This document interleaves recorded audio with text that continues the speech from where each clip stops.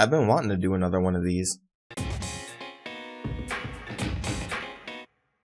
Today's video was a patron-requested character talk from Tiago Fernandez, who wanted me to discuss my thoughts on Midnight Sparkle. And now that I think of it, this is the third consecutive character talk discussing an EQG character. Damn.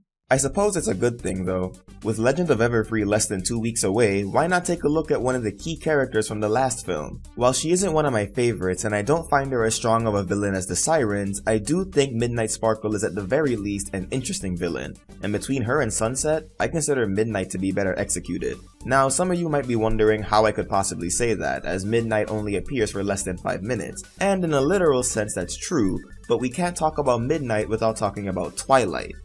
No, the other one. That's better.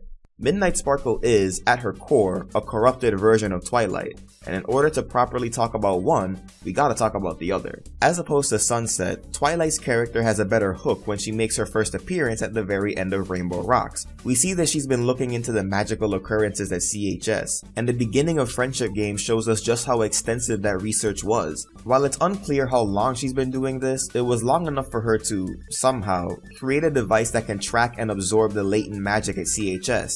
So there's a high level of commitment to this goal. While Sunset did have the hook of being a former student of Celestia's, that doesn't really go anywhere during her time as a villain. And once we get to the EQG world, Sunset's just a by-the-book bully. The fact that she used to be Celestia's student holds next to no weight on her portrayal in the first movie. The whole bully angle is played straighter than a freeway. Sure, she does exploit Equestria and Twilight's unfamiliarity with human technology, but the way she goes about doing that isn't very interesting. On the other hand, Twi has an arc that evolves as the story progresses. On top of her researching magic, she also has to deal with her application to her dream school practically being held hostage by her principal, which forces her to compete in the Friendship Games. From there, her arc continues to build as she discovers more and more magic at CHS, and her meddling causes increasingly dangerous side effects to happen. It's a sense of progression that has me wondering what will happen and what it will lead up to. Twilight was a passive character throughout this film, and she took in everything that happened to her and internalized it. Her teammates picking on her,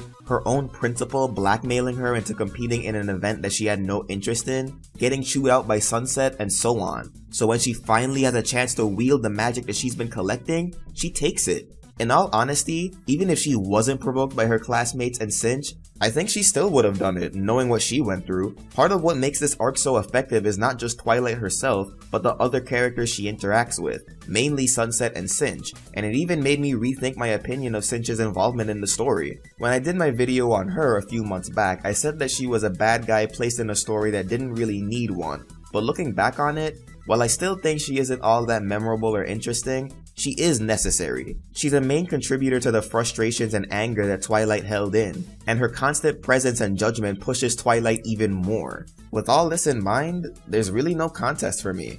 Twilight, and by extension Midnight Sparkle, was handled way better as a villain than Sunset Shimmer. She had a better establishment, build-up, and payoff that ended with a satisfying arc for not just one, but two characters. And lastly, she definitely has the better design. Midnight's color palette and outfit just oozes style, and I love how it all came together. And the way she carries herself along with her voice acting gives her a level of presence that rivals Queen Chrysalis. Midnight may not have shown up for long, but she had great build up and made a hell of an impression. Thanks again to Tiago for requesting this video. If you have a character you'd like me to talk about on the channel, or if you want other bonuses and goodies, consider supporting me over on Patreon. So what do you think of Midnight Sparkle? Swarm that comment section below or bug me on social media, and consider supporting me through Patreon or PayPal art commissions. Until next time, keep it sketchy, folks.